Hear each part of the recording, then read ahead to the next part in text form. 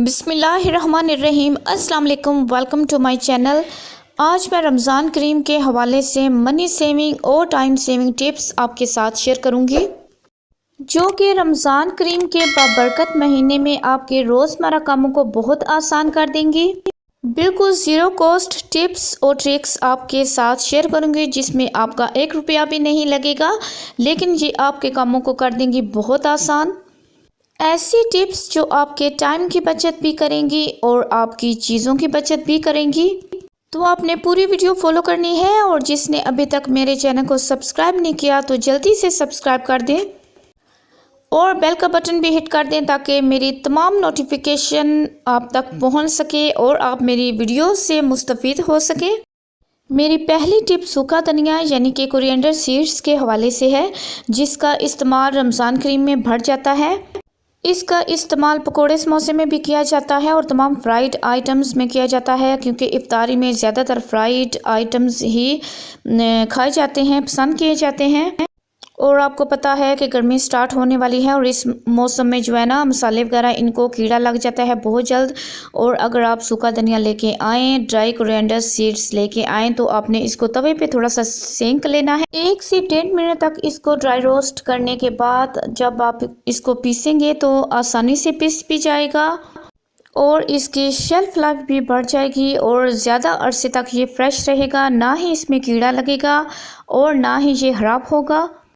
और यही स्टेप आप गरम मसाला के साथ भी कर सकते हैं। उसको भी 1 से 2 मिनट तक ड्राई रोस्ट करके पीसें तो उसकी शेल्फ लाइफ बढ़ जाती है। इसी तरह जब आप बाज़ार से मूलियाँ लेके आते हैं तो आते साथ ही आप इनको सबसे पहले तो वॉश करें और उनके पत्ते जो हैं वो अलग कर लें, क्योंकि मोस्टली पत्ते जो हैं वो खाने में इस्तेमाल नहीं किए जाते। मूलियाँ धोकर और उनके पत्ते रिमूव करके अगर आप रेफ्रिजरेटर में रखते हैं तो रेफ्रिजरेटर में जगह ज़्यादा बच जाती है दूसरी चीज़ों के लिए। और दूसरा इसका फ़ायदा ये होता है कि मूलियाँ काफ़ी दिनों तक फ्रेश रहती हैं और ज़्यादा जूसी रहती हैं। इसी तरह फूल गोभी है, जिसको कुछ लोग जो है ऐसे ही उठा के फ्रिज में रेफ्रिजरेटर में रख देते हैं, लेकिन इसके पत्ते और इसकी डंडलियों का कोई इस्तेमाल नहीं खाने में किया जाता, तो बिला वजह ये रेफ्रिजरेटर में स्पेस भी कवर कर लेती है। और ये जो है फूल गोभी को ज़्यादा अरसे तक फ्रेश भी नहीं रहने देती, क्योंकि बाज़ दफ़ा 1 हफ़्ते की ग्रोसरी इकट्ठी कर ली जाती है और सारी सब्ज़ियां लाके रख ली जाती हैं। तो अगर आप इसको फूल गोभी को काट लें और इसके पत्ते और इसकी डंडलियां जो हैं वो अलग कर लें, तो इससे एक ये है कि आपकी फूल गोभी जो है वो काफ़ी दिनों तक फ्रेश रहेगी, जूसी रहेगी। और दूसरा ये है कि आपकी रेफ्रिजरेटर में जगह भी बच जाएगी।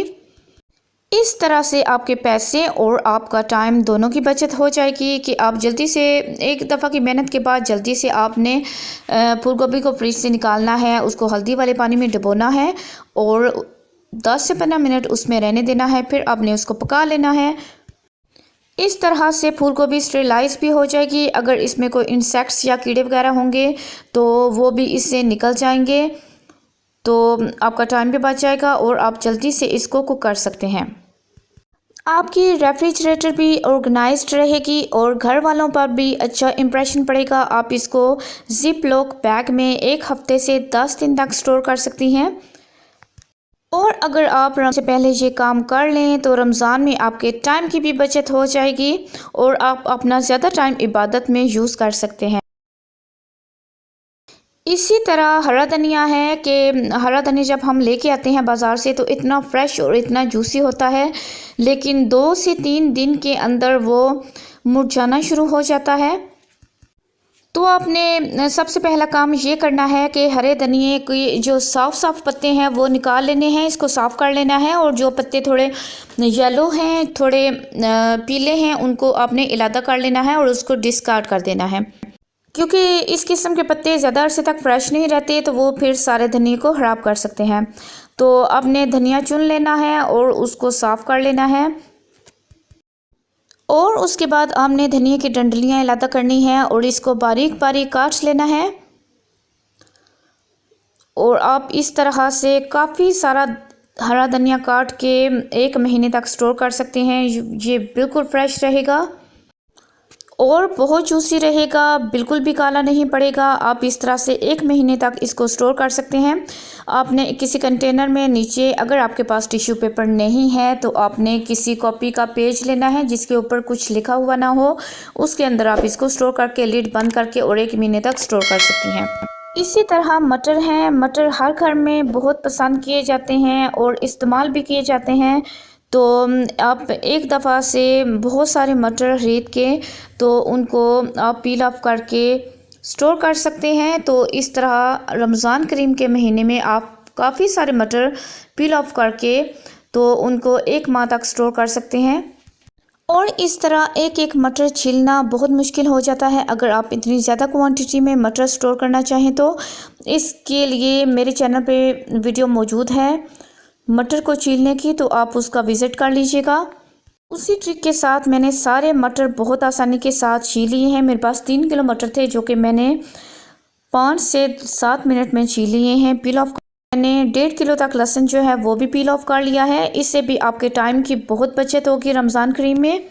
इस ट्रिक के साथ रमज़ान करीम का पूरा महीना आपका बहुत मज़े से गुजरेगा। बिल्कुल भी आपको पूरे महीने में लहसुन जो है वो छीलना नहीं पड़ेगा। आप इस लहसुन को स्टोर कर सकती हैं किसी भी तरीके से। मुझे चॉप्ड जो लहसुन है वो ज़्यादा पसंद है, पेस्ट वगैरह मुझे पसंद नहीं। पहले मैं पेस्ट बनाया करती थी, लेकिन अब मुझे लगता है कि पेस्ट से इतनी फ्रेश और इतनी मज़े की ग्रेवी नहीं बनती, तो मैं ज़्यादा चॉप ही यूज़ करती हूँ। आप चाहें तो थोड़ा सा पानी डाल के इसको ब्लेंड करके इसकी पेस्ट बना के तो उसको स्टोर कर सकते हैं। 1 टेबल स्पून इसमें आप ऐड कर दें ऑयल। 1 से 1.5 माह तक आपका लहसुन बिल्कुल फ्रेश रहेगा। लेकिन मैं इसको एक शॉपिंग बैग में डाल के या जिप लॉक बैग में डाल के इसको स्टोर करूंगी रेफ्रिजरेटर में। तो यही छोटी छोटी टिप्स और ट्रिक्स हैं कि अगर आपके पास जिप लॉक बैग्स नहीं हैं तो बिल्कुल भी परेशान होने की ज़रूरत नहीं है कि आप बाज़ार जाएं और जिप लॉक बैग्स खरीद के लाएं। आप इसी तरह भी फैब्रिक्स के जो बैग्स होते हैं उनको यूज़ कर सकते हैं अपने फूड को, अपनी वेजिटेबल्स को स्टोर करने के लिए। इस तरह के बैग भी बहुत अच्छे होते हैं और काफ़ी टाइम तक आपकी चीज़ें जो है वो इनमें सेव रह सकती हैं, स्टोर रह सकती हैं। क्योंकि मैं आपके साथ ज़ीरो कॉस्ट टिप्स और ट्रिक्स शेयर कर रही हूँ जिसमें आपका 1 रुपया भी नहीं लगे, तो मैं आपसे बिल्कुल भी नहीं कहूँगी कि आप सबसे पहले जिप लॉक बैग्स जो हैं वो परचेज़ करें, बल्कि आप इसी तरह के घर में पड़े बैग्स को, फैब्रिक्स के बैग्स को आप यूज़ कर सकते हैं अपनी चीज़ों को स्टोर करने के लिए, अपनी वेजिटेबल्स और अपने फ्रूट्स को स्टोर करने के लिए, जिनकी मदद से आपकी लाइफ बहुत आसान हो जाएगी और आपका रमज़ान करीम का महीना बहुत आसानी के साथ, बहुत मज़े के साथ गुजरेगा। इसी तरह पालक है कि रमज़ान करीम में इसका इस्तेमाल बढ़ जाता है क्योंकि डेली पकोड़े बनाए जाते हैं और पकोड़े पालक के बगैर बिल्कुल भी मज़े के नहीं लगते। तो रोज़ रोज़ पालक काटना भी ज़रा मुश्किल लगता है क्योंकि रमज़ान में हमें टाइम चाहिए होता है इबादत के लिए भी। और अगर रोज़ा खुलने से थोड़ी देर पहले हम मटर छीलना, पालक काटना और लहसुन छीलना शुरू कर दें तो हमारे पास इबादत के लिए बहुत कम टाइम रह जाता है। तो अगर आपने ये पहले ही सारे काम सलीके से कर लिए हों तो आप अपने कामों को बहुत आसानी के साथ सारे अंजाम भी दे सकती हैं और इबादत के लिए ज़्यादा से ज़्यादा टाइम भी निकाल सकती हैं।